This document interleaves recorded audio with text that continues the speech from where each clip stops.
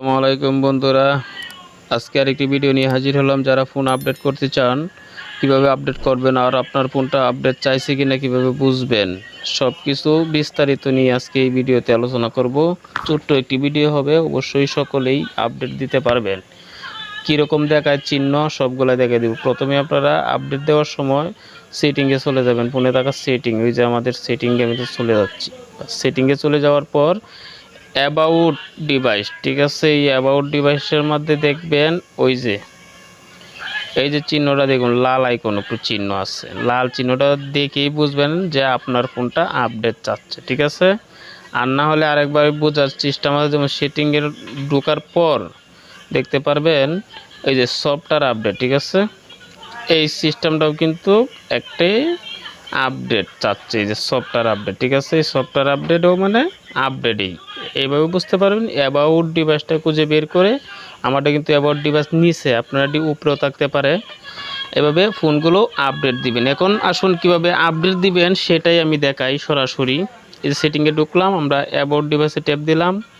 পরে দেখুন আমারটা মোবাইলটা হচ্ছে রিয়েলমি, এই যে রিয়েলমি ইউআই 4.0, ঠিক আছে। অফিসিয়াল ভার্সন 1.72 জিবি, 1700 এমবির মতো আমার কাটবে এই ফোনটা আপডেট দিলে, ঠিক আছে।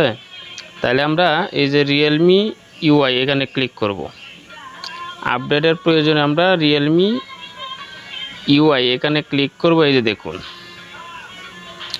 দেখুন বন্ধুরা, এখানে লেখা আসছে ডাউনলোড অ্যান্ড ইনস্টল, ঠিক আছে। এখানে আমরা ডাউনলোড অ্যান্ড ইনস্টল দিয়ে দিব।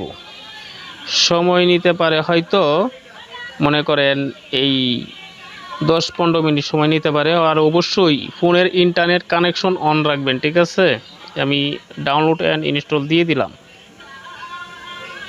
দেখি কতখানি সময় নেয়। দেখুন 5% হয়ে গেছে, এই যে 2.3% হয়ে গেছে। খুব তাড়াতাড়ি আপডেটটা নিয়ে নিবে বোঝা যাইতেছে।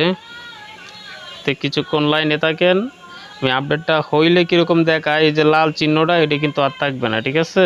আপডেটটা সম্পূর্ণ কমপ্লিট হলে দেখুন, যখন আপনার হইতেছে এই স্ক্রিনে কিন্তু আপডেটটা এখানে যে হইতেছে, এখানে কিন্তু আপডেটটা দেখাচ্ছে।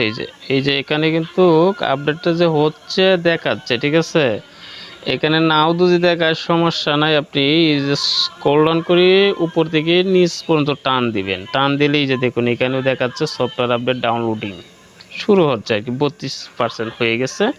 কিছুক্ষণ সময় ওয়েট করেন, অবশ্যই পুরো আপডেটের ভিডিওটা দেখাইতে পারবো। বন্ধুরা, ওইটা ডাউনলোডিং শেষ হওয়ার পর ফোনটা একবার বন্ধ হয়ে অন হবে, ঠিক আছে। অফ হয়ে অন হবে, বুঝবেন যে আপডেট সাকসেস হয়েছে, ঠিক আছে।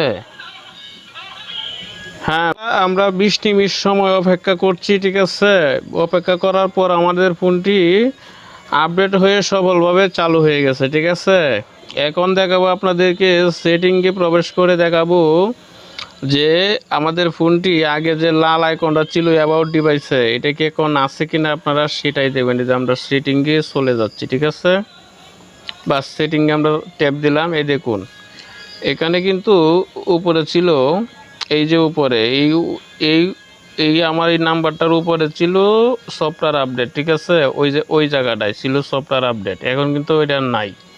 এখন আসুন অ্যাবাউট ডিভাইসটা দেখিয়ে দিই। এই যে অ্যাবাউট ডিভাইস, ঠিক আছে। অ্যাবাউট ডিভাইসও কিন্তু একটা চিহ্ন ছিল, এই যে ওই জায়গাটার মধ্যে কিন্তু একটা চিহ্ন ছিল, লাল ছোটো একটা ফোটার চিহ্ন ছিল। এখন কিন্তু ফোটাটা এখন নাই।